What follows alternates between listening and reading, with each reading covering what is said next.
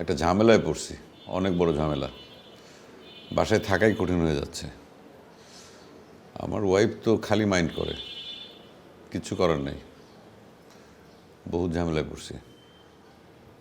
হয়তো একটা সময় আমার বাসায় ঢুকতে দেবে না। আপনাদের কি মনে হচ্ছে যে আমি বেশি বেশি বলতেছি? চলেন ঘটনাটা বলি। এই দেখেন দেয়ালের কি অবস্থা। এখানে কফির দাগ, এখানে সসের দাগ, আবার দেখেন এই যে এই জায়গায় হাতের ছাপ দেখছেন। দেয়ালে যে কত ধরনের দাগ লাগে রে ভাই। আরেকটা প্রমাণ দেখাই, আমার ছেলের কাজ দেখেন।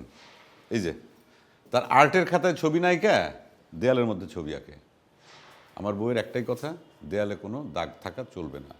এই দাগ তুলতে গিয়ে দেয়ালের রং উঠে যায় কিন্তু দাগ ওঠে না, বোঝেন। সামনে বাসায় কিছু গেস্ট আসবে, দেয়ালের এই অবস্থা, এটা লজ্জার ব্যাপার না?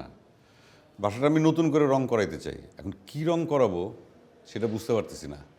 মানে এমন একটা রং করাইতে চাই যাতে দেয়ালের দাগটা খুব সহজেই ক্লিন করা যায়।